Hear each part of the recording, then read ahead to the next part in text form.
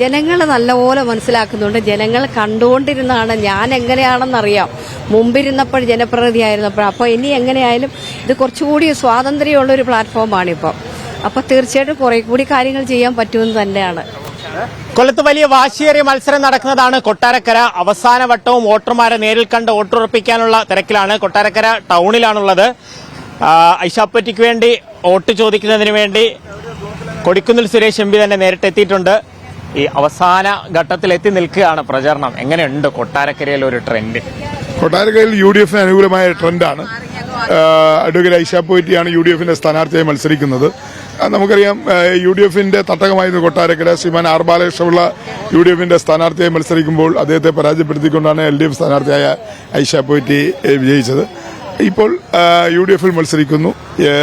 തീർച്ചയായും ഐഷാപ്പറ്റി മാഡം തന്നെ ഈ സീറ്റ് UDF-നായി ഐഷാപ്പറ്റി അവസാനം വിജയിച്ചപ്പോൾ 40,000 മുകളിലായിരുന്നു ഭൂരിപക്ഷം. പക്ഷെ കഴിഞ്ഞ തവണ അത് രശ്മിയിലൂടെ അത് 10,000 കുറച്ചു. അപ്പോൾ ഐഷാപ്പറ്റിക്ക് വ്യക്തിപരമായ വോട്ടുകളുണ്ട്. അത് ഇത്തവണ കോൺഗ്രസ് പോക്കറ്റിലേക്ക് വരുമെന്ന് തന്നെയാണ് വിശ്വാസം. തീർച്ചയായിട്ടും ഐഷാപ്പറ്റിക്ക് പൊതുവെ സ്വീകാര്യതയുള്ള നേതാവാണ്. സ്ത്രീ സമൂഹത്തിനിടയിൽ നല്ല തോതിൽ അവർക്ക് അംഗീകാരമുണ്ട്. അതുകൊണ്ട് തന്നെ നിശബ്ദ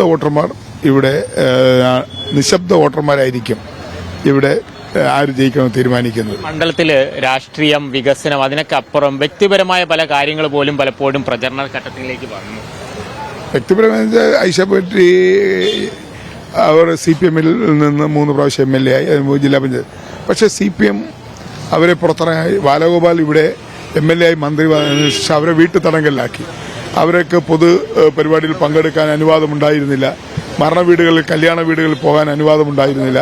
അവര് കൊണ്ടുവന്ന വികസന പ്രവർത്തനങ്ങളുടെ ഉദ്ഘാടനങ്ങൾ നടത്തുമ്പോൾ അവരുടെ പേര് പോലും ഉച്ചരിക്കാൻ തയ്യാറായില്ല. അങ്ങനെ വല്ലാത്തൊരു ഫാസിസ്റ്റ് മനോഭാവമാണ് ബാലഗോപാലും അദ്ദേഹത്തോടൊപ്പം നിൽക്കുന്ന CPM-കാരും മാഡത്തോട് കാണിച്ചത്. അവരെ സംബന്ധിച്ചിടത്തോളം ജനങ്ങൾ അവര് പൊതുരംഗത്ത് നിൽക്കണമെന്ന് ആഗ്രഹിക്കുന്നു. ആ രീതിയിലാണ് അവരിവിടെ പ്രവർത്തിച്ചത്. തെരഞ്ഞെടുപ്പ് എങ്ങനെ ജയിക്കണമെന്ന് പലപ്പോഴും കൊടിക്കുന്നിൽ സുരേഷിനെ നോക്കി പഠിക്കണമെന്നാണ് പറയാറുള്ളത്. എങ്ങനെ കാണുന്നു കൊല്ലത്തിന്റെ ഒരു സാഹചര്യം? മണ്ഡലത്തിന്റെ കാര്യങ്ങൾ പറഞ്ഞെങ്കിൽ പോലും എങ്ങനെ കാണുന്നു ഈ നിലവിലെ ഒരു തെരഞ്ഞെടുപ്പ്? അല്ല, കഴിഞ്ഞ തെരഞ്ഞെടുപ്പിൽ ഞാൻ പരാജയപ്പെടുമെന്നാണ് എല്ലാ ചാനലുകളുടെ സർവേയിലും പറഞ്ഞത്. UDF-ൽ തോക്കുന്ന സീറ്റ് എന്റെ സീറ്റായിരിക്കും എന്നാണ് പറഞ്ഞത്. പക്ഷെ ഞാൻ ജയിച്ചു. കാരണം കഴിഞ്ഞ ഞാൻ മത്സരിച്ച UDF-ന്റെ സ്ഥാനാർത്ഥി മത്സരിച്ചപ്പോഴേ എനിക്കെതിരെ പിണറായി മന്ത്രിസഭയിലെ 4 മന്ത്രിമാരും 1 ഡെപ്യൂട്ടി സ്പീക്കറും അതുപോലെ തന്നെ 4 MLA-മാരുമാണ് എനിക്കെതിരെ ഇവിടെ പ്രവർത്തിച്ചത്. പക്ഷെ അതിനെല്ലാം അതിജീവിച്ചുകൊണ്ട് ഞാൻ ജയിച്ചു. അതുപോലെ തന്നെ ശ്രീമതി ഐഷാപ്പറ്റിയെ സംബന്ധിച്ചിടത്തോളം ഇവിടെ പണത്തിന്റെ കുത്തൊഴുക്കാണ്. ബാലഗോപാൽ എന്ന് പറയുന്ന ധനാഢ്യനായ മന്ത്രിയാണ്. ധനകാര്യമന്ത്രി മാത്രമല്ല, ധനാഢ്യനും കൂടിയാണത്. അദ്ദേഹത്തിന്റെ ചേട്ടനും ഇദ്ദേഹവും തമ്മിൽ ഒരു സ്വന്തമായ ബിസിനസ് കമ്പനിയുണ്ട്, പാറക്കോറികളുണ്ട്, ഗ്രാനൈറ്റുണ്ട്. അദ്ദേഹം ഒരു വലിയ റെയിൽവേ കോൺട്രാക്ട് കൂടിയാണ്. അദ്ദേഹം പണം വാരി ഒഴുക്കുകയാണ് ഇവിടെ. പണത്തിന്റെ ആധിപത്യം. CPM-ന്റെ പണം ഒഴുകുന്നു. സ്ഥാനാർത്ഥിയുടെ സ്വന്തം ചേട്ടന്റെ കോൺട്രാക്ടറായ ചേട്ടന്റെ മൈൻ ഉടമ അല്ലെങ്കിൽ പാറക്കോറിയുടെ ഉടമയായ ചേട്ടന്റെ പണം ഇവിടെ ഒഴുകുന്നു. പിന്നെ കേരളം മൊത്തമുള്ള കോൺട്രാക്ടർമാരും ബിസിനസ്സുകാരും ഇവിടെ വന്ന് അവസാന വിജയം UDF-നായിരിക്കും. കാരണം ഞാൻ പറഞ്ഞല്ലോ, UDF-നായിരിക്കും വിജയം. നമ്മുടെ സ്ഥാനാർത്ഥിക്ക്, UDF-ന്റെ സ്ഥാനാർത്ഥിക്ക് നിശബ്ദ വോട്ടുകൾ ഉണ്ട്. അതുപോലെ സ്ത്രീകളുടെ വോട്ടുണ്ട്. രാഷ്ട്രീയത്തിനതീതമായി അവർക്ക് കേരളത്തിലെ സ്ത്രീ സമൂഹത്തിന്റെ വോട്ടിൽ. കൊല്ലത്തെ പൊതു സാഹചര്യം എങ്ങനെയുണ്ട്? രാഷ്ട്രീയ സാഹചര്യം കൊല്ലത്ത് ഇത്തവണ UDF-ന്റെ വലിയ മുന്നേറ്റം ഉണ്ടാവും. ഞങ്ങൾ 7 മുതൽ 9 വരെ സീറ്റുകൾ പ്രതീക്ഷിക്കുന്നു. 7 മുതൽ 9 വരെ? അതൊരു ആരും പറയാത്തൊരു കണക്കാണ്. 7 മുതൽ 9 സീറ്റുകൾ ഞങ്ങൾ പ്രതീക്ഷിക്കുന്നു.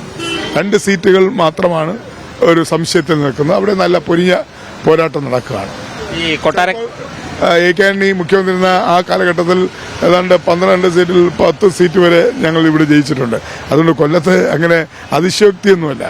7 മുതൽ 9 കൊട്ടാരക്കരയിൽ ജയിച്ച 2 കോൺഗ്രസ് ടിക്കറ്റിൽ മത്സരിച്ച് ജയിച്ച 2 പേരാണ്. കൊട്ടറയും ഒപ്പം തന്നെ പിന്നെ ബാലകൃഷ്ണൻ. അതിനുശേഷം ഒരു കോൺഗ്രസ് MLA ഉണ്ടാവുമെന്നാണ് വിശ്വസിക്കുന്നത്. അതെ, കോൺഗ്രസ് കൊട്ടറയ്ക്ക് ശേഷം കോൺഗ്രസ് ഐക്യ ജനാധിപത്യ മുന്നണിയിലെ ഘടകകക്ഷി ശ്രീമാൻ ആർ ബാലകൃഷ്ണപിള്ളയാണ് മത്സരിച്ചുകൊണ്ടിരുന്നത്. അദ്ദേഹം മുന്നണി വിട്ട് പോയതിനു ശേഷമാണ് കൈപ്പത്തി ചിഹ്നത്തിൽ UDF മത്സരിച്ചത്. ആ 2 മത്സരത്തിലും UDF-ന് ജയിക്കാൻ കഴിഞ്ഞില്ല. പക്ഷെ ഇത്തവണ ശ്രീമതി ഐഷാപ്പറ്റിയിലൂടെ ഞങ്ങൾ ഈ മണ്ഡലം തിരിച്ചുവിടും. പ്രവർത്തനങ്ങൾ നടന്നുകൊണ്ടിരിക്കുകയാണ്. സ്ഥാനാർത്ഥി ഇങ്ങനെ ഓടി നടക്കുകയാണ്. ഈ പല ആരോഗ്യ പ്രശ്നങ്ങളൊക്കെ പറഞ്ഞാണ് CPM പറഞ്ഞിരുന്നത്. പക്ഷെ ഇപ്പൊ ആ പ്രശ്നമൊന്നും കാണുന്നില്ല എന്ന് അവർ കളിയാക്കി. ആർക്ക്? സ്ഥാനാർത്ഥിക്ക് എന്താ ആരോഗ്യ പ്രശ്നം?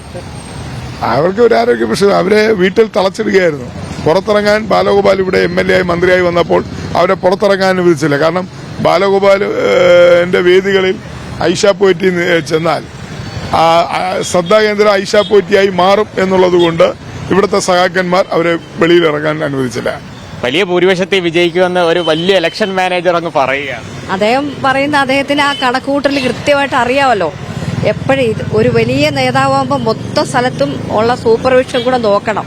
ഇവിടെ മാത്രം കേന്ദ്രീകരിക്കാൻ അദ്ദേഹത്തിന് പറ്റില്ല. പക്ഷെ അതെല്ലാം കൃത്യമായിട്ട് ചെയ്തുകൊണ്ടിരിക്കുന്നുണ്ടല്ലോ. അപ്പൊ അദ്ദേഹത്തിന് അറിയാം അതെല്ലാം. എന്താണ് നമ്മുടെ ഒരു കണക്ക് കൂട്ടൽ? ജനങ്ങൾ നല്ലപോലെ മനസ്സിലാക്കുന്നുണ്ട്. ജനങ്ങൾ കണ്ടുകൊണ്ടിരുന്നാണ് ഞാൻ എങ്ങനെയാണെന്നറിയാം. മുമ്പിരുന്നപ്പോൾ ജനപ്രതിനിധിയായിരുന്നപ്പോൾ. അപ്പോൾ ഇനി എങ്ങനെയായാലും ഇത് കുറച്ചുകൂടി സ്വാതന്ത്ര്യമുള്ള ഒരു പ്ലാറ്റ്ഫോമാണിപ്പോൾ. അപ്പൊ തീർച്ചയായിട്ടും കുറെ കൂടി കാര്യങ്ങൾ ചെയ്യാൻ പറ്റുമെന്ന് തന്നെയാണ്. ഉഷാറായി മുന്നോട്ട് പോകാൻ കഴിയട്ടെ. അപ്പോൾ വിജയപ്രതീക്ഷ ഉറപ്പെന്ന് UDF സ്ഥാനാർത്ഥി പറയുന്നു. ഒപ്പം കൊടിക്കുന്നിൽ സുരേഷ് MP അക്കാര്യം തന്നെയാണ് വ്യക്തമാക്കുന്നത്. കൊല്ലത്ത് നിന്ന് ബിജു മടവൂരിനൊപ്പം ലിജോ റോളൻസ്, മീഡിയ 1.